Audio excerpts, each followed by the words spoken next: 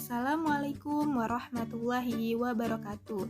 Perkenalkan, kami dari kelompok 1 yang akan membawakan materi dengan tema The Mindset. Sebelumnya, perkenalkan, kami anggota kelompok 1 yang beranggotakan pertama Ian Sofianudin, kedua Dian Hardianti, ketiga Maina Wulandari, keempat Aan Sumiati, dan yang terakhir yaitu Arif Maulana Setiawan. Untuk mempersingkat waktu, mari kita masuk saja ke materi yang pertama, yaitu yang akan disampaikan oleh Ian Sofianudin. Kepadanya saya persilahkan. Terima kasih kepada Maina yang telah memberikan saya waktu. Perkenalkan, nama saya Ian Sofianudin. Saya dari kelompok 1. Nah, saya di sini akan menjelaskan tentang pengertian mindset. Pengertian mindset di sini yaitu serangkaian settingan pikiran tentang suatu hal yang sangat mempengaruhi keputusan, tindakan, perilaku hingga hasilnya. Nah, jadi kita harus mempunyai mindset yang selalu positive thinking. Nah, sedangkan dalam dunia bisnis, mindset berwirausaha adalah cara berpikir wirausaha yang mempengaruhi sikap dan perilakunya dalam mencapai tujuan hidupnya, khususnya dalam menjalankan usahanya. Nah, jadi kalau kita ingin berwirausaha, mindset kita juga harus bisa mengikuti wirausaha yang akan kita jalankan ini.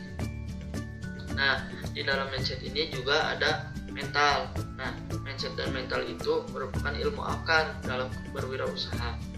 Nah, mental sendiri adalah serangkaian kemampuan diri yang didorong dari keyakinan, kepercayaan, kejiwaan dalam menghadapi suatu hal di kehidupan ini. Nah, jadi mental ini yaitu kita diberikan keyakinan dan kepercayaan atau kejiwaan dalam menghadapi suatu masalah yang dihadapi ketika kita menyampaikan produk yang kita jual atau jasa yang kita berikan. Nah, intinya kalau mindset ranahnya adalah di dalam pikiran, kalau mental sudah jadi sebuah tindakan.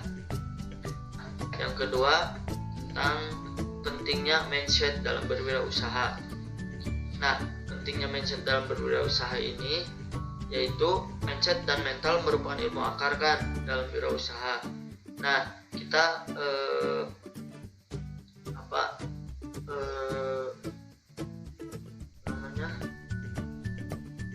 kita analogikan dalam sebuah pohon.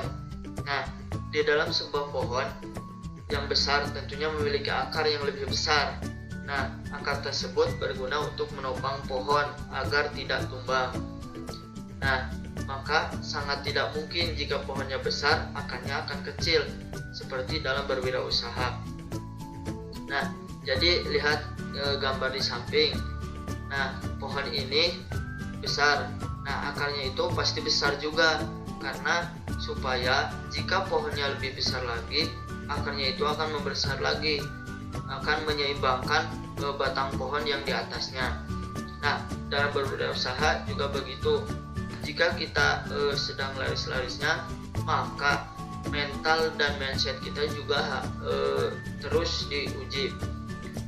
Nah, seperti dalam berwirausaha, akar manusia muaranya ada di dalam hati yang diperkuat dengan mindset dan mental. Nah, dalam manusia itu akarnya itu di dalam hatinya. Jika hatinya lemah, maka mindset dan mentalnya juga akan lemah. Nah, keyakinan dalam diri jauh lebih besar daripada kesuksesan yang nampak. Nah, jadi kita itu harus yakin bahwa yang kita jual itu bermanfaat untuk masa yang akan datang dan seterusnya. Baik, poin selanjutnya yaitu cara melatih mindset yang kuat. Nah, bagaimana kita bisa menumbuhkan mindset yang kuat? Yang pertama, kita harus berani. Hal pertama yang harus dimiliki oleh pebisnis adalah keberanian. memulai bisnis modalnya keberanian. Berani aja, gak usah banyak ketakutan. Selama yang kita lakukan Allah ridhoi, baik, dan bermanfaat.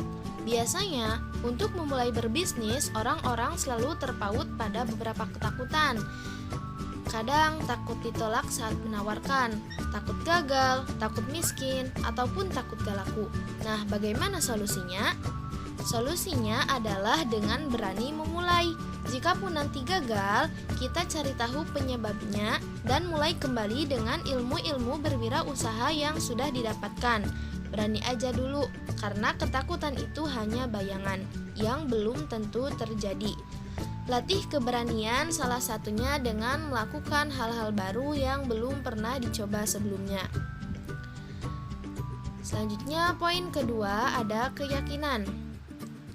Orang sukses keyakinannya harus besar, walaupun masih belum tentu, tapi keyakinan dan kepercayaan dirinya tinggi. Sebab mereka sudah yakin bahwa Allah Maha Mampu, Maha Menjamin, Maha Kaya, Maha Pengasih, dan Maha Penyayang. Lakukan saja yang terbaik. Kalau beneran tidak berhasil, jawaban tepatnya itu belum berhasil, bukan gak berhasil. Karena tidak pernah ada gagal bagi pembelajar sejati dan hamba yang yakin ketetapan Allah. Kalau belum berhasil, Allah ingin berikan rezeki pemahaman ilmu. Makanya kita belajar terus agar memahami maknanya, apa yang perlu diubah, apa yang perlu dilakukan. Selalu tes dan ukur lalu pasrahkan hasilnya. Jadi untuk melatih mindset kita harus yakin dengan apa yang akan kita dagangkan atau apa yang akan kita usahakan.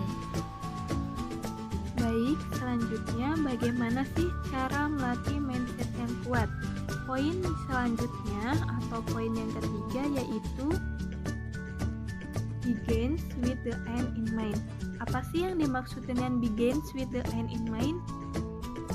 Begins with the end in mind maksudnya adalah memulai dari akhir, yaitu dalam melakukan suatu usaha, orang-orang sukses biasanya sudah mengetahui jelas apa tujuannya, apa goalsnya, sehingga mereka tahu apa yang harus mereka lakukan. Dalam berbisnis, mengetahui tujuan akhir tentunya sangat penting, karena kita akan tahu kira-kira apa yang bisa dilakukan untuk mencapainya. Misal, tujuannya adalah mencapai omset 100 juta. Dalam omset 100 juta ini bisa dimanfaatkan tidak hanya untuk diri sendiri, tapi juga untuk umum. Misalnya, bisa menafkahi keluarga, bersedekah, ataupun menggaji karyawan. Maka kita bisa mengetahui apa yang harus dilakukan untuk mencapai omset tersebut.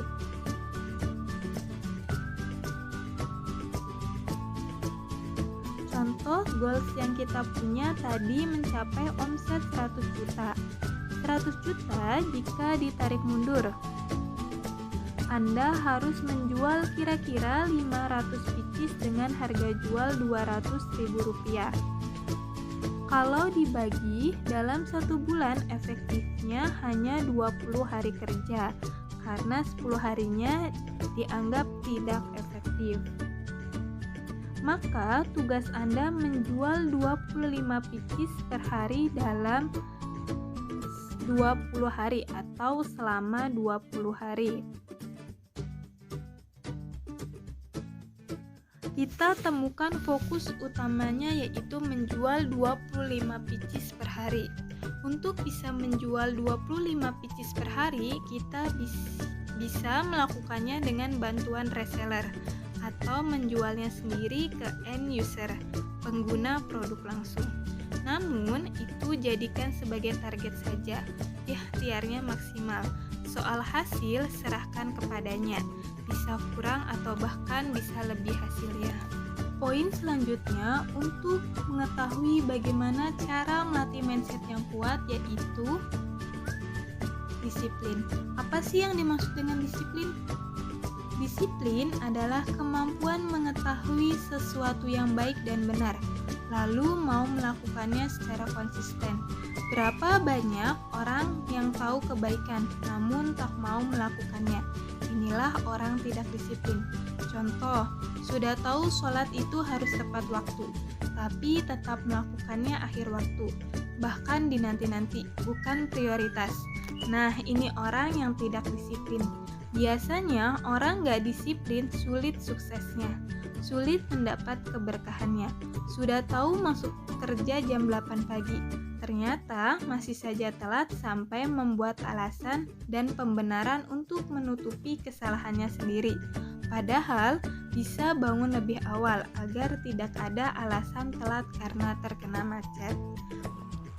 Dalam disiplin terdapat 4 pilar kedisiplinan. Pilar-pilar inilah yang mampu mengantarkan kesuksesan. Pilar yang pertama yaitu disiplin dalam beribadah. Ibadah yang wajib dan sunnah ditunaikan tepat waktu. Yang sunnah dilakukan secara rutin meskipun itu adalah hal-hal yang sederhana. Yang kedua yaitu disiplin dalam menjemput ilmu. Orang-orang sukses adalah seseorang pembelajar sejati. Yang ketiga yaitu disiplin dalam berjuang mempraktikkan ilmu. Setelah mendapatkan ilmunya, segeralah untuk mempraktekannya. Buanglah semua rasa malas, alasan, dan penundaan. Yang keempat yaitu disiplin dalam menyampaikan ilmu dan kebaikan-kebaikan lainnya. Jika kita mempunyai ilmu, maka berbagilah, karena dengan berbagi ilmu yang kita miliki tidak akan pernah berkurang. Baiklah, cara melatih mindset yang kelima yaitu sabar dalam berproses. Pebisnis sukses sangat menikmati setiap prosesnya dan sabar dalam perjalanannya. Dalam berwirausaha, kita harus sabar dalam segala hal. Pebisnis yang tidak memiliki sifat sabar dalam dirinya tentunya hanya akan mendapatkan kegagalan. Banyak para wirausaha yang tidak sabar ketika baru jalan beberapa bulan karena tidak kunjung berhasil, sudah langsung tutup dan menyerah. Maka tidak heran hanya sedikit bisnis yang bertahan dalam jangka panjang. Yang keenam yaitu attitude. Attitude dalam bahasa Indonesia diartikan dengan sikap. Dalam hal bisnis, seorang pebisnis juga harus memiliki attitude yang baik. Contohnya, ramah, santun, enak diajak ngobrol, ringan kaki dalam silaturahmi, ringan tangan dalam berbuat baik, sehingga energinya positif, dan sebab inilah bisnisnya menjadi cepat bertumbuh. Ya, Assalamualaikum warahmatullahi wabarakatuh. Saya Arif Maulana Setiawan akan melanjutkan presentasi poin yang ketujuh, yaitu positif dan solutif. Seorang pembisnis sukses harus memiliki sikap positif yang kuat dalam memandang kejadian demi kejadian. Selain itu, pembisnis juga harus solutif dalam menghadapi sebuah masalah atau kejadian tertentu. Meski terasanya buruk, itu sudah pasti Allah yang mengizinkan terjadi. Dengan kemahasuciannya, kalau Allah menghendaki sesuatu terjadi, pasti ada hikmah positif di balik itu semua. Jadi, relax dan nikmati saja. Keep positive thinking, sembari mencari solusi yang tepat untuk hal-hal yang sedang dihadapi. Dan selanjutnya yaitu poin yang ke-8 adalah bertanggung jawab. Nah, seorang pembisnis di mana harus memiliki sifat bertanggung jawab yang kuat dalam dirinya, terutama dalam pengambilan keputusan. Kalau kita sudah memilih menjadi pembisnis, maka tugas kita selanjutnya adalah bertanggung jawab dengan pilihan kita sendiri.